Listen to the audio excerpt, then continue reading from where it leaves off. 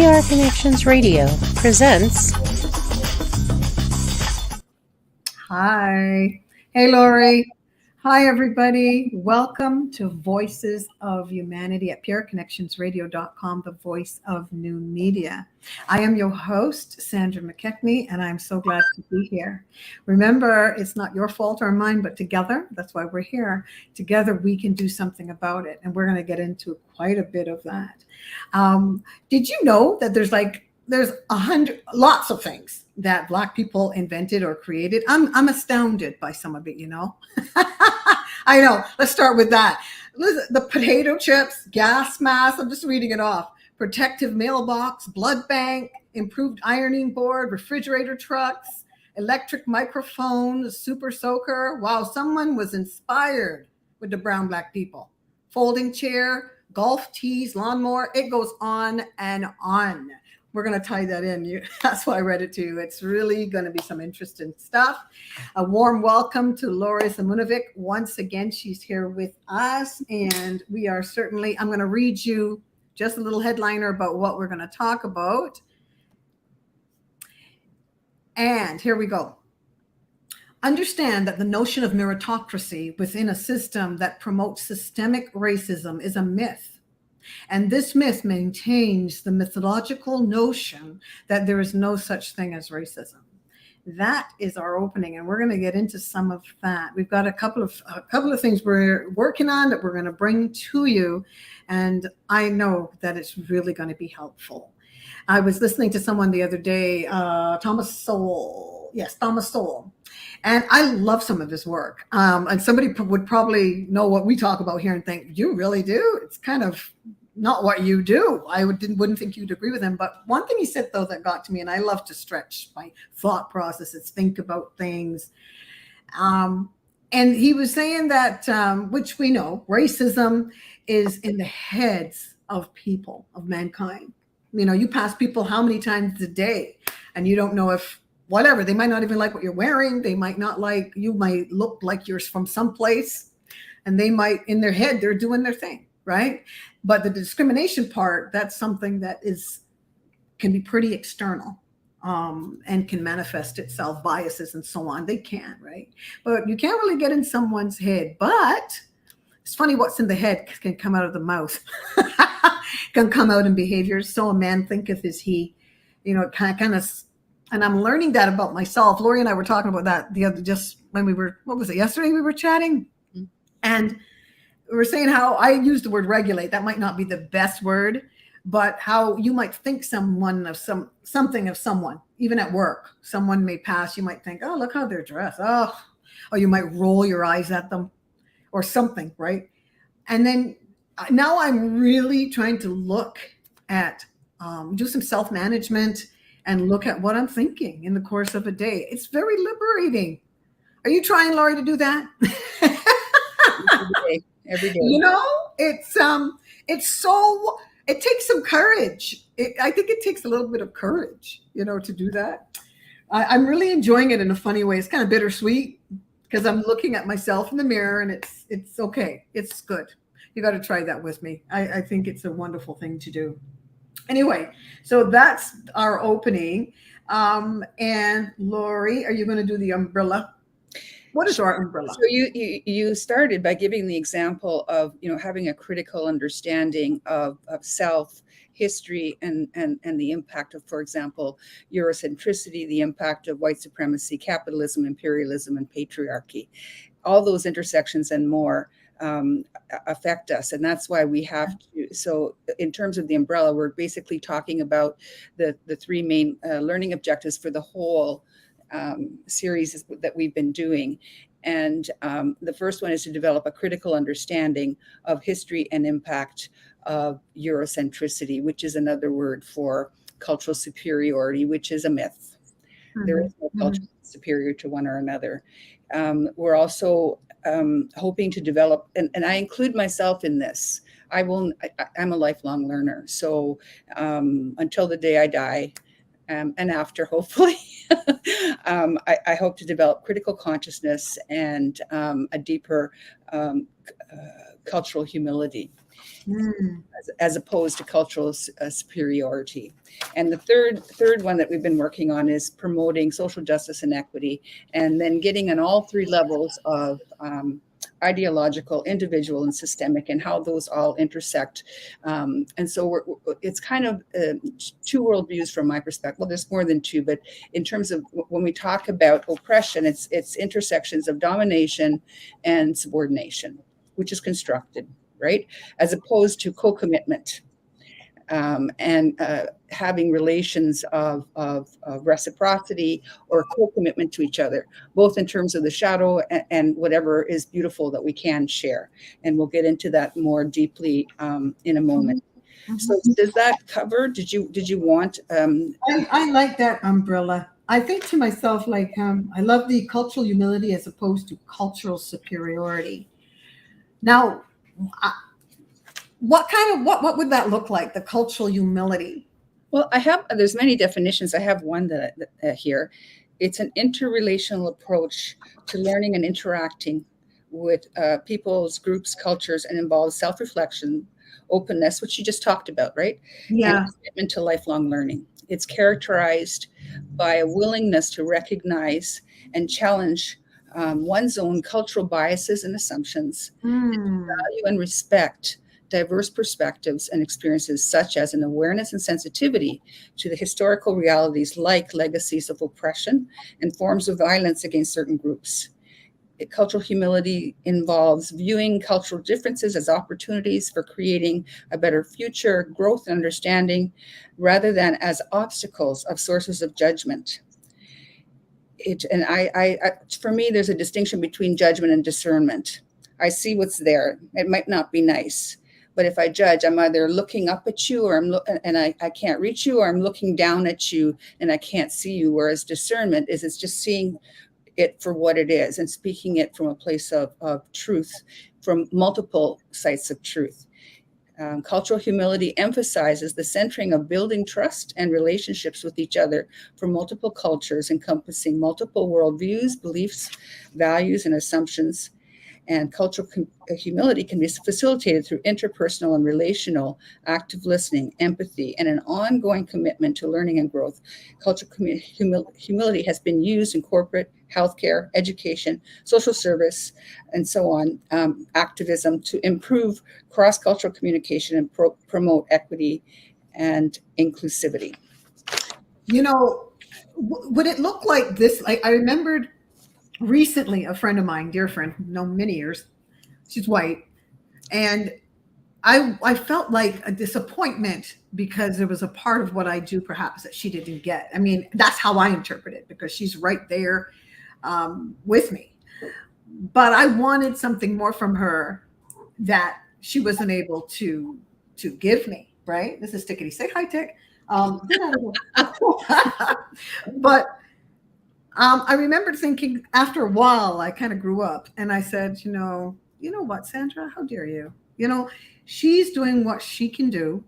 And because she may not get that part that's so important to you, have some humility already, have some, like, really understand culturally and my lineage, the whole thing. There's some parts of that. She's not in your skin. I'm not in your skin, Lorrie. I might not get certain things that, and I want you so badly. You may want me so badly to understand, or I might want you to, is that sort of what, like, having the I part of it, or this is my bias. Okay, so in that context, you weren't being understood, and you were having an emotional reaction, and you haven't told me the story, so I don't know whether there was unconscious or conscious bias toward what you were talking about, that kind of thing, right? So the humility, I think it's very humble of you to, if you were feeling hurt, to say, oh, like, I could give her a break, right? But if that's a go-to for only one person who's so let's say, I don't know what your position, how you constructed your position. Let's say that you're the one that's feeling dominated. For me, the cultural humility, it's not about up or down, it's about with each other. right? So your humility is like, that person's just not getting it, and either they can't or right now, or they don't want to. So yeah, for sure, you're not forcing it, and that's beautiful, and you're choosing to do it from a place of love. If we're actually talking about true reciprocity, and I was that white woman, I would want you, even if you're angry, I would want you to challenge me, say, wait a minute, Lorrie, yeah, I know you can't get it. Lorrie's in this body and she can't get it, but I want you to hear. And there are ways that you, rather than, you're not the type of person that would attack me, but you would find a way to tell me what's going on. And cultural humility is, this is my experience and this is your experience. There's difference and there's sameness, right?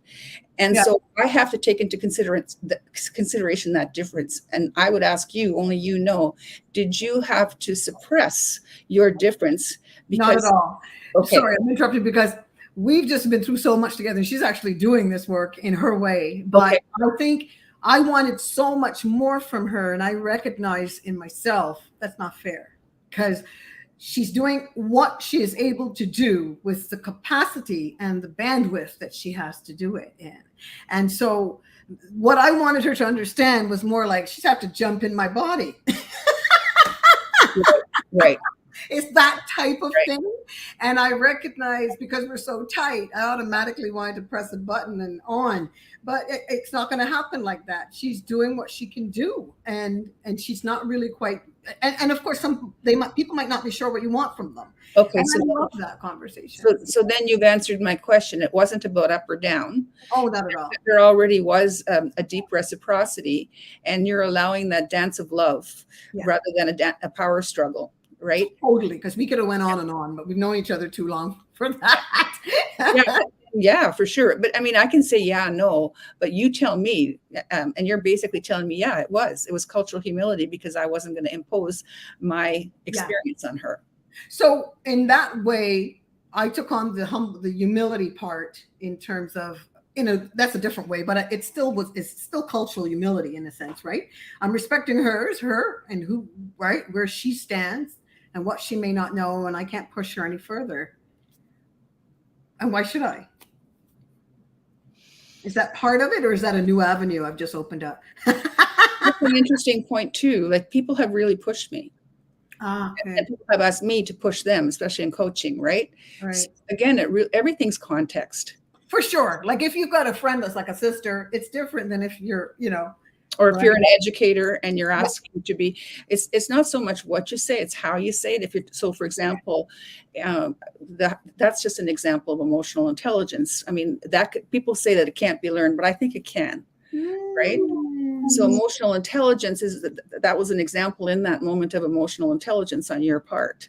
You see that her bandwidth, right? Because as soon as you said that, okay, I get it now. It wasn't as, you weren't necessarily, there might have been an education component, but this was more a relationship.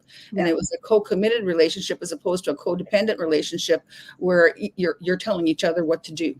Right? Yes, not at all. Yeah. That when you were talking about the cultural humility as opposed to superiority, and we definitely were on, this is how when we have disagreements, automatically go to that place of, okay, I'm going to hear you. You're going to hear me. We do this beautifully over 25 years. And that seems to work. This can be a little tricky, this cat. It can be a little, well, that's where, so it's like all of these pieces come together, right? So the next piece is one of the pieces. There's many pieces, but in terms of the umbrella, we go to critical understanding, right? Mm-hmm. And that refers to which you're basically talking about, to think deeply and critically about information, ideas, and concepts. You take into consideration bandwidth, like you just said, right? But you're still going deeper, and to develop a nuanced and comprehensive understanding of a given topic. That takes time. So, Lady Lorrie, she's just not reading this from somebody else's stuff. This is her work. Could you just take a minute to just give the people some meat and potatoes, ackee and saltfish, about who you are, what you do, and why you're doing this work? Oh, okay. So most of my career, I've worked in various diversity, equity, and inclusion capacities. I've worked as a community mental health consultant. I've worked as a diversity consultant, and I did equity training for many years at the Center for Addiction and Mental Health. And today at getbraver.com, you can get more information. I'm the president of Get Braver Incorporated. I have threshold conversations where we come to thresholds. 1 + 1 this is under Lewis work, 1 + 1 can equal 2, but it can also equal 3. You have your reality, I have my reality, and then we create a third reality just by the conversations that we're having. And then we have a compass of a direction that we're going in. And we come to thresholds, whether it's an organization or you're wanting to improve relations or have a deeper reciprocal relationship, or learning how to share power. That might be a threshold conversation. Executive coaching and training, and content creation and curation. That's what I do with the Get Braver. Does that answer your question? Absolutely wonderful, wonderful, wonderful. Now, when it comes to this particular work, it's, double consciousness, 2 streams of thought, 2 social identities, racism, discrimination, bias. Why is that so important to you? From what vantage points, like on a personal level or on a personal level? Why is that? Would that be? I know you're a professional. I think I mentioned in other in some of the other contexts. My father took the government to court for 3 cases for discrimination in the workplace. So I got to experience and see a lot. My parents are both immigrants, and even though they've been Canadian citizens for many years, they're often constructed as immigrants. And my family was fairly politicized in terms of talking about issues of justice and so on. And as I said in I think the very first podcast, I've experienced some of my own painful moments from my places of what one might call oppression, suppression, pain, like any other human. And I prefer a post-traumatic growth as a post-traumatic stress approach, right? And it's something that's in me. I'm very passionate about it, and I really would love a world where we all belong, because I've certainly experienced systemic rejection on a number of levels, particularly when I was younger. And even now in terms of ageism a little bit, but because I have some privilege now, that's ameliorated a little bit. So I'm just very committed to social justice and feel a passion for it. And I don't think anybody should be left out. I love the ideology that, that's in people's heads, how they feel about me. It's not my business.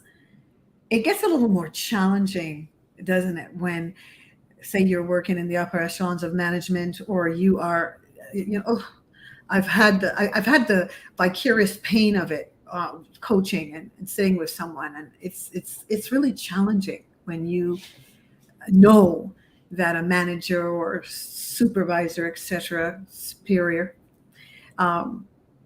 is actually gaslighting you, or all of this stuff that happens at where you're not feeling safe emotionally. I mean, right? You're not feeling safe, and it's so painful. It's in somebody's head, and the hard part is they don't see it. And what do you do then? Well, there's many strategies. What just came to mind, and I might have mentioned this in another podcast, but it was so powerful to me in the moment when I first started working in a large organization, because I've worked in more than one organization with this kind of work. And there was a campaign for, there was like 3 main problems. And one of them, there was racism, LGBT, and I think ableism.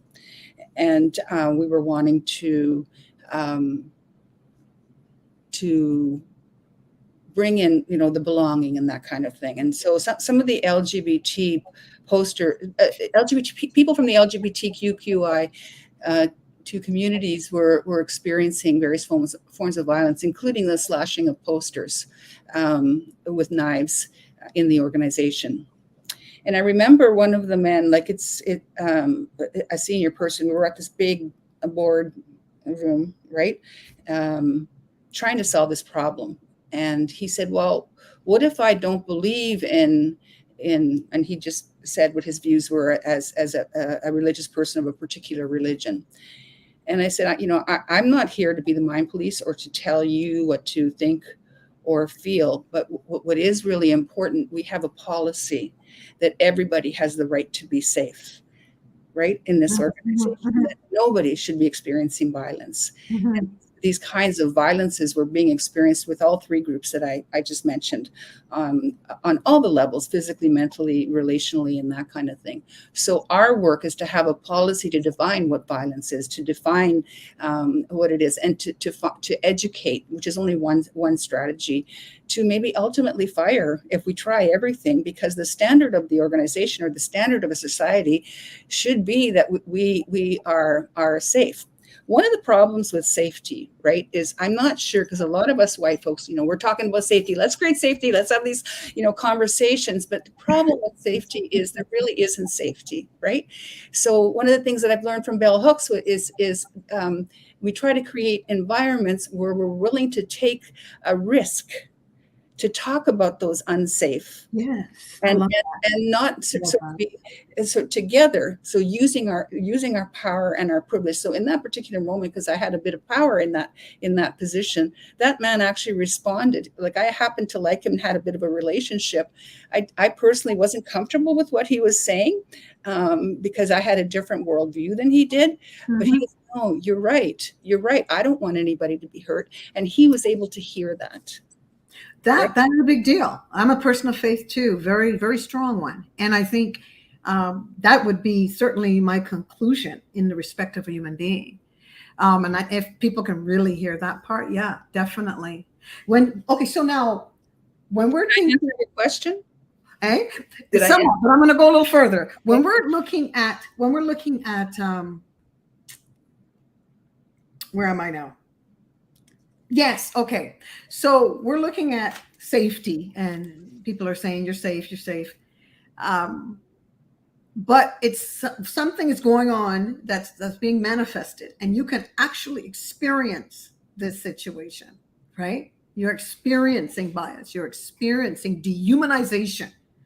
Like, there's disrespect in the room, where I've been and experienced another person I was supporting.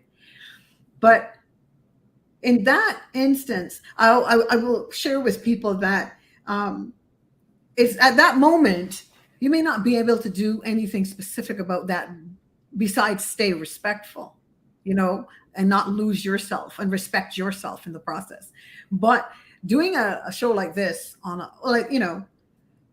is so important to be candid and honest. That's why I like what we're doing, and some other amazing guests that we've had on, because doing it besides going in the room and experiencing that's where it's going to change things, because we can reach each other this way. And so I'm glad we have this podcast, like, so that people can hear, okay, it's not your fault or mine. Don't let nobody gaslight you, just and what's going on in your head, it's probably very real. That person is probably dehumanizing you if you're experiencing something at that moment, and you're being triggered where you're feeling, oh my gosh, this person's talking to me. Generally speaking, people usually know when someone's disrespecting them. They usually do. Have an idea.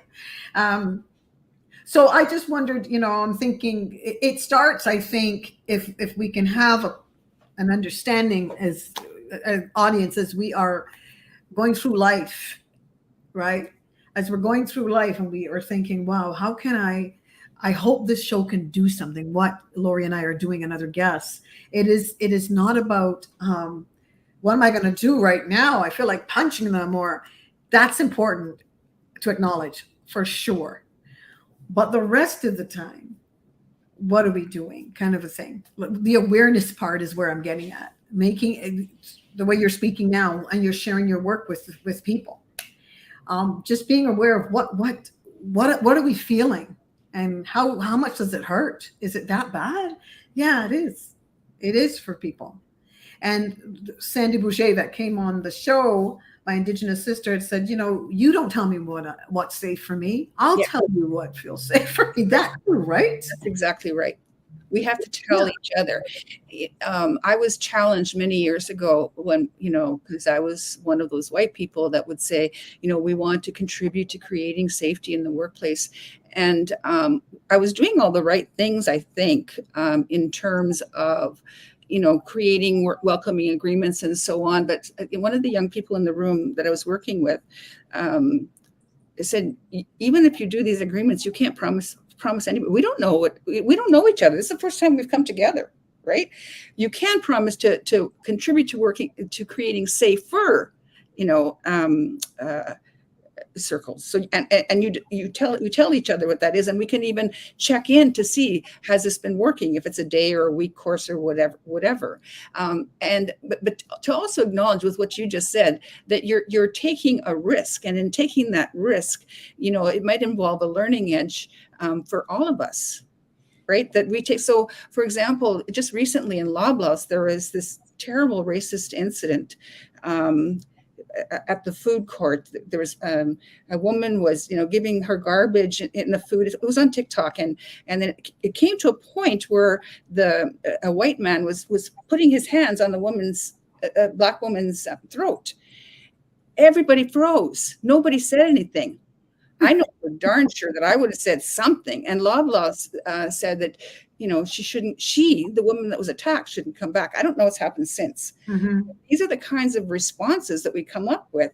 I don't think that they were defending the man. I think they were just frozen and didn't have policies, weren't aware, like you said, of what to do.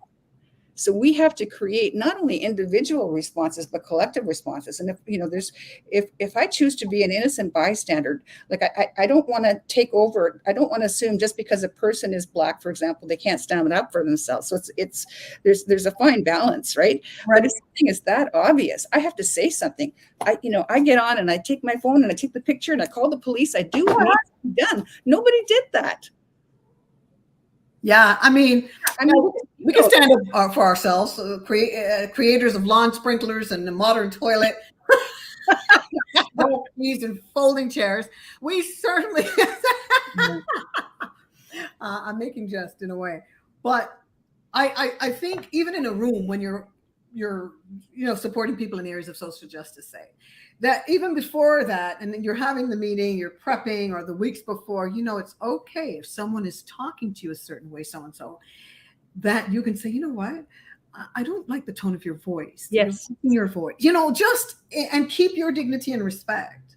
And if you have to repeat it again, because what happens, of course, is you go out of the room feeling horrible because I should have said this. I should have said. No, take a deep breath. Let's ask for a sidebar. Get out of here. I think little things like that can return dignity to self. And I think it's being able to set those boundaries is easier. Mm-hmm. And when we have our money right, for example, if we know that, we have money for rent next month, that kind of thing. People are going to be less inclined to stand up for themselves or for the other if their jobs are on the line. Oh, yeah. Hello. So, having said that, even in that context, there are things that can be done. Mm-hmm. Once you gain some power, there are things that can be done, because in this work, people get attacked for this work, as you know. Yeah. And maybe they're getting a lot of money because you've gone to talk, and you can easily say, if somebody, this actually happened to Bell Hooks, and use her as an example again. I just love that woman. And she told the woman, like, she brought in, thousands of dollars more, I'm sure. I don't know the amount. And the woman was treating her in a very racist way, if I understood the podcast properly. And she said, see all those people, and see, you were just telling me all this money, and I'm going to go over. She was very loving. She was a Buddhist Christian. She said, I'm going to go over to that store over there for now. I'll come back in 20 minutes. And if you're still behaving this way, you're going to have to give all that money back, because I'm going to leave. And she said, in a very loving way. So there's all kinds of strategies on an individual and a collective level. And I thought, wow, that's really powerful. She had her money right. She had some power, but she was still experiencing racism, but she was not going to put up with it. Maya Angelou, the same thing. She'll ask you to leave while she was alive. She'll ask you to leave the room. Don't come back. Hey, we're going to get into the myths, because I just thought of something interesting. And you know what? Look at us, the direction. I love this umbrella. This is so important. Well, did you want me to talk at all I just started going on about critical consciousness or more about. Oh, yes, for sure. I was just going to give an example of something. I remembered I used to just go any and everywhere to eat dinner, just go whenever I felt like it. Because of the work that I've done in double consciousness, two streams of thought, two social identities, that has everything to do with the people that came through the time warp. In 21st century, here we are, how they show up and why they show up, how they show up in the 21st century, those that transatlantic slave trade, apartheid, colonization, imperialism, and all of that, and how they show up, how they show up. That's a big, big thing. Not to go back there and live there and carry it with you, but to bring that with you, understanding that it's in you. And the example I always use is that lady, Sigourney Weaver, when she tried to save that little girl from the alien, and she put her in the little capsule, pretty little girl, and she closed it. She got in hers, and zoom, off they went back to Earth. But when she got there, she opened it, and the child was dead because it was within. It came with them. So the stuff comes with us. Though racism is in here, and depending on what triggers you from your DNA or wherever, epigenetics, you can be a weapon. Right. So we're talking about another way of saying that is we come from systems, families, and societies that are dysfunctional. Like we work in places Absolutely. That are dysfunctional, that are similar to dysfunctional families. I'm not sure. I know that there are many that aren't. Maybe I'm not being fair, but there's a lot. I might agree with you, girl. and we're in pain in some of these organizations, and we blame it on ourselves, Their relations of domination and subordination. There's talk of, for example, again, reciprocity, but it's not really happening. And so if we want to heal that, how are we going to commit to each other where we're really committed to multiple points of view? How are we going to heal that? And there are many ways to do that. Again, we've talked about that in some of the other podcasts, but we cannot ignore power struggles, right? We have to dig in deeper and engage ourselves with diverse perspectives and sources of information, questioning our assumptions and biases, and analyzing evidence and arguments. And so individuals that gain some critical understanding were able to evaluate information, ideas in hopefully thoughtful and rigorous ways, taking into consideration context, complexity, multiple viewpoints. And it also identifies gaps in our own knowledge. I have so much to learn, our own understanding, and it involves a commitment to lifelong learning. And so I'm just talking about critical understanding now. It's a skill with a wide range of contexts, from academic, professional settings to everyday life. It enables us as individuals to make informed decisions, and to lost page 7, engage with each other. So critical consciousness. And if I'm going too deep, you tell me to move on. You go ahead. Refers to the ability to understand and analyze social, economic, and political conditions that contribute to inequality and oppression. It involves recognizing the systemic and structural factors that create and maintain these conditions, and questioning the dominant narratives, which we're going to talk about in a moment, the myths, right? Right. That justify and reinforce them. People that have critical consciousness are able to identify their own social position, my own social position, and how it's shaped by power dynamics, and figuring out how to recognize and challenge these forces that work against our own interests. Again, the dysfunctional patterns that we just talked about. And we're also able to hopefully to see the potential for social change, which is the third, right? And be committed to working towards greater equity, justice, and liberation for ourselves. And I have to say, when we talk about liberation, we talk about freedom, like I prefer freedom to safety. I got to tell you, like safety is important, but that's a given. I can create my own safety. But Bell Hooks in her book, Teaching to Transgress, talks about practice as being a daily practice of decolonization of the mind, right? We have to keep working at decolonizing our minds, at decolonizing our actions, at coming into relationships where sometimes equitable, sometimes equal, depending, right? Where there is no up or down. that is a lifelong process, because we're in a society that's hierarchical, ruggedly individualistic, and competitive. Think about the word competitive. We're living in environments and work in environments where we compete with each other rather than collaborate with each other.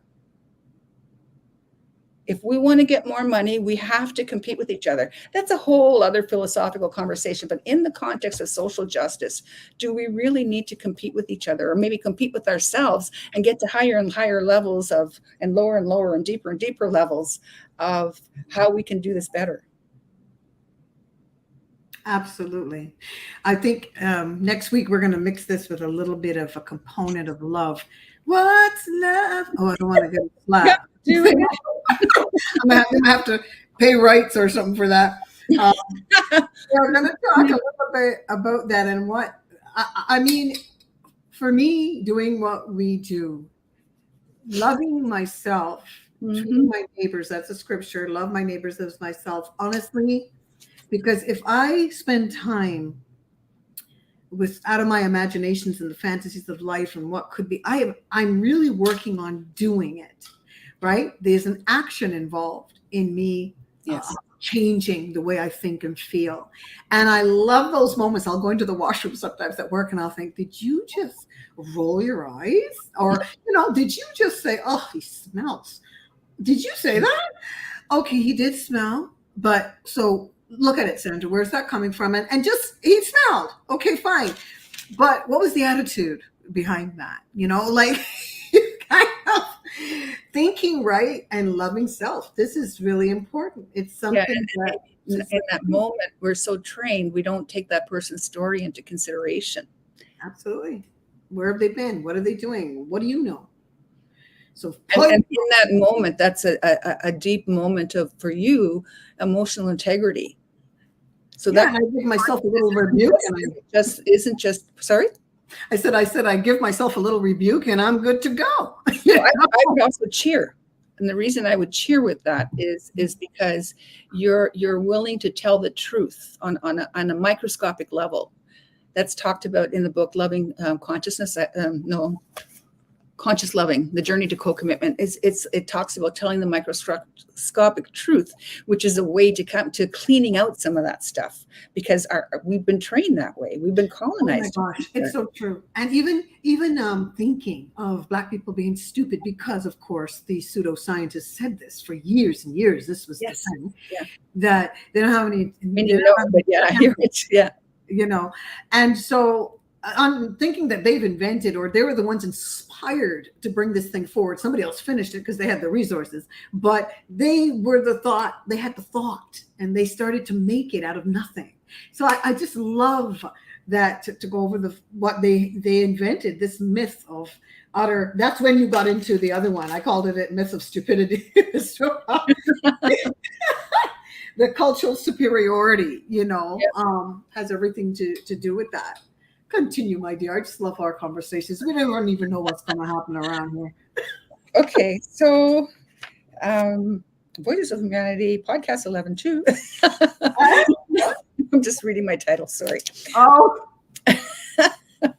So a myth is a story, as you know, or a narrative that typically explains is that where you want me to go? Oh, yes, because because you didn't. I thought I don't want to assume. Explains the beliefs, customs, origins, natural phenomenon of a particular culture, society. It often sometimes involves supernatural beings, gods, goddesses, heroic figures, and symbolic events. It serves to convey cultural values, moral lessons, and provide a sense of identity and meaning to individuals.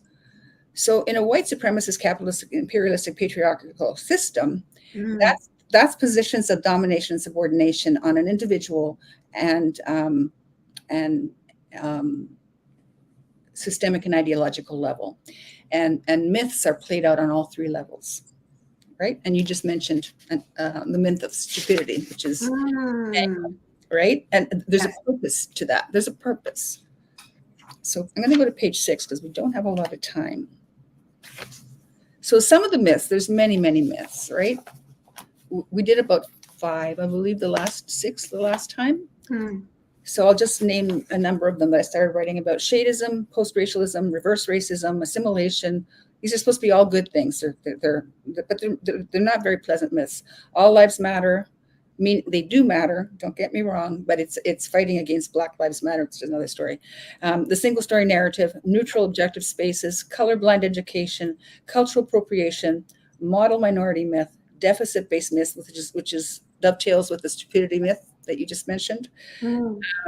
Further reinforce and justify existing power imbalances, hindering efforts toward equity, equality, and justice. What about that assimilation myth? You want to go to assimilation? Let's go to assimilation. I'm just interested in. You got a little more on that, I guess. Yeah. Something. Well, assimilation is about cultural superiority, right? So people are forced to assimilate. And there's all kinds of terrible things that have happened in the name of assimilation. You tell me about your experience with assimilation, and I'll find my page. Not your personal experience, but your understanding through history, unless you want to bring in. Well, no, yeah. I think as you know, people talk about being woke. I think a lot of us brown, Black people, indigenous peoples, many that are awakened. The reality is, it has been. It seemed important to us. Where did we get that from? To actually leave ethnicity, leave culture, start to lighten our skin. Well, I don't do that, but people do, because that's a whole other psychological situation there. People don't like to say it, but if you are coloring the skin God gave you, then there's a challenge, a little bit, you know. Yeah. And even putting a lyre in your hair, that perm in your hair. I sisters, I'm not messing with you. I'm just saying it's toxic, so it's not healthy. And I was part of one of the trainings. We go into it. It was a lady that was we showed a video. One of the ladies was a cop, was actually standing over a autopsy, and she thought her Black sister was bludgeoned to death. But the gentleman said that was doing the autopsy said, you know what? No, that's the perm. That's the stuff that's been in her hair. They've been putting in their hair to straighten this hair for years. And I just think there's so many little stories like that really get to me. And I thought, of course, years ago, I stopped doing that to my hair. I have locks, but I just couldn't do it anymore. And I didn't know why. But assimilation does a lot to you. Like my mother was very clear, and I'm like, gosh, your father's not going to like that. And you start those locks. This is many years ago. And it was like, no, because he's going to, you know, oh, how are you going to get a job? And, you know, all of this type of thing, right? So you end up assimilating. You're not encouraged to keep your culture. And that's what I love when I get together with my sister girl from Eritrea, Ethiopia, and Nigerian brothers and sisters. Love those movies. I do. But let me tell you, it's challenge. I love the fact that they have kept some semblance of culture and ethnicity. I love it. I think it's wonderful. And I always say, gee, we're the only ones. We were brought here on the ships. We don't know who we are. We don't have our names, you know. So assimilation, it's benefits somebody. But you know, Nigeria is a really interesting example. I think that's what you just said. Interesting example. Although it was colonized, there's still people were still able to maintain their various cultures, like Igbo, Hausa, and so on, right? So you just said it beautifully. I don't have to say much more. Like it promotes the idea. You just said it that groups that are constructed as subordinate, marginalized, whatever the words are, they have to conform to dominant cultural norms and values to be accepted or to succeed. And that's an everyday reality. It's not a myth, it's the truth. That the truth isn't the myth itself that you have to but you have to assimilate. So you have to assimilate, but you have to assimilate.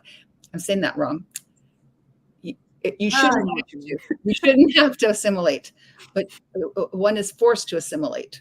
And that goes on many, many levels, including race. And it disregards the values, which you've just said, of diverse identities, and perpetuates cultural erasure, exclusion, and discrimination. Incredible. I remember we mentioned this before, doing a training where someone was in shock. It was a white woman, and she's just, what? Why would you guys want to do that to your hair? Well, I don't understand. And she really genuinely did it. And this is why I love doing these shows, because some people genuinely, like, I didn't know that. I thought that was your hair. Is that a wig? Is that a weave? Wigs and weaves. This is easier because like when your hair is like ours, sometimes you just want to throw something on it and go about your business. I get it. But the beauty is, if you're doing it, look deeper than that. If you're doing it, if you cannot even leave the house without putting one of those things on your head ever, then there's something amiss, there's something going on. Well, that's, I don't know. I hope I'm being, because I want to be very careful. Because I've heard many sides of this argument, but in terms of employment, there's a whole thing around hair and how you have to wear it and all of that kind of stuff, right? Which is what you just talked about. But then I've also heard Black women say, well, I want to straighten my white hair. I want to straighten my hair, or I want to wear the heels, or I want to make my hair blonde, right? So there's a number of different perspectives on that, from my perspective, I'm with you. Like that is a function of assimilation. And I totally understand it. I mean, I did it for years. It is easier. I mean, heck, and also the easier aside. The easier, what's easier? I was just going to say, sorry. Also the easier aside, scale that right back, like erase it from the platform. Who made it easier, and who told you it was easier? Other people do different things with their hair that's not easy, that are white or from different nations. So we need extra time to make it what it is, whatever. Then take that extra time. Why did we have to use chemicals? And I went through that, and I see with my sisters, I really do. I get it. And it's become a habit. It's formed, that assimilation is so habitual for some people, right? I got my locks under here. I cover my head sometimes because I'm going to pray, or I cover my head because I just want to I wash it and I don't want it to get dirty. I love the look. So I cover my head. I'm me. This is me. This is who I am, right? I don't paint my nails anymore because I don't like the toxins. All that has to do with women, period. Doing stuff to your bodies and feeling you need to look a certain way for the men, all this stuff, right? Or whatever. So I say that to say it's the assimilation to me is like, it's so thick and heavy and entrenched in my people and Indigenous peoples, those that have been marginalized and have had to start 3 laps later after you've gone and you're done your 3 laps, we've had to catch up. So it's like, oh, well, I'm not going to get a job to look after my children with this hair, because we were taught, and this was an insult. This is your nappy head, like a rug. Your head nappy. Yeah. I look a little picking in the end. All that stuff, people think, oh, I forgot that. That has nothing to do with us. That's not, forget about that. What are you talking about it, Sandra? Well, because it's a reality. I still see my sister girls doing all this stuff. And I understand it does come from somewhere. It really does. And that's exactly why I asked, because I knew that you would give an answer, as you just did, that's complex, layered, many points, that has everything to do with assimilation, with history, and how do you separate yourself from that? Decolonizing of the mind again, if you choose to do whatever that means. So you just gave an example that you're not going to toxify your nails, right? And then what's easier means different things to different people. For sure. Because I said, I went in the washroom, I looked at that, the guy smelled or whatever. I rolled my eyes at somebody. That's a part of it. Decolonizing of the mind for any nation of people. Like, why do you think what you think about Indigenous peoples? Why do you think what you think about Asian people? What right do I have to,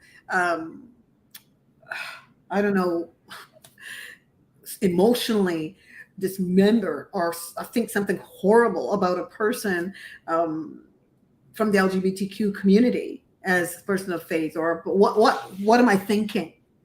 All right. And how profitable and beneficial is it to my brothers or sisters? Right. And there comes a point where I might have and these are hard choices that I really love, and I would love them to be at a party with me. And if they're saying to me before the party, like, oh, that person is an abomination, to me, that's violence, respectfully, even if that's their thought system. That's the energy they're going to bring to the party. Then I have to make a decision that I can't invite them. Well, yeah, you can make that decision. Right? And it doesn't mean that I don't love them. right? People have the right to say what they're going to say. But no, I'm talking about if they say, like, because you know that person will, for example, that's exactly what they're going to say to that person when they come to that party, right? okay. Mm-hmm. And you've witnessed it. I've witnessed it in other contexts. Oh, okay. Okay. So Yeah. the other person is like, I know that's like, I didn't ever, I thought that they would keep their thoughts private, but they don't, right? Okay. And you have people from different social locations, and now this friend is experiencing this violence. So I have to make a choice. It's not about me punishing them. Right. It's about setting loving boundaries. Well, yeah, we probably need to do that every day. It's very important for me, my boundaries as a person, as a woman. And it hurts because I want them both at the party because I love them both, right? Right. With their vulnerabilities, right? Right. Yeah, that's what life is about for real. And being determined as far as it goes for my people, or those that have been colonized, or those that have come across the trade and etc., so-called marginalized. The loving part is so key, because it took me a long time to get even a smidgen of what I have, like, you know, and pushing back against myself. No, San, you're not going to leave this room this time. You know how we all do that. You're in an interview, or you're speaking to someone, or someone's speaking to you, and you walk out of the room. Why did I say that? Why did I allow that? No. Yeah, we should feel not so great about that, because no, take a deep breath and find that place of respect for yourself, and share that respect with that other person. Yes. You know what I mean? And this, because I don't want to assimilate to the point ever again to be anywhere near where I was. And I have so far to go and so much to learn. Love it. And sometimes that love is fierce, right? Sometimes we, for like you just said, your example. Right. Sometimes you just, okay, I'd never thought of it that way. That's very interesting. Okay. Yeah. Sometimes this is where you're at, and this is how you're experiencing the love for those two people. You know, we're trying to love with perfection. I'm learning from scripture how to love. I love that definition of love, and it is hard to do that, but it frees me up when I make that effort, boy. So trying to do that every day. We are at 5:51 okay. already, and you know we have more we to did do. One myth, I think. No, two. We are coming back.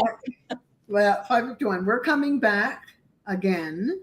All right. Lorrie and I next week, God willing, we're going to be here, and we just want you to know. I mean, I love this work. I love her work. It's sympathetic to mine. We're very different on many levels, but we're also very sympathetic on many when it comes to do with this.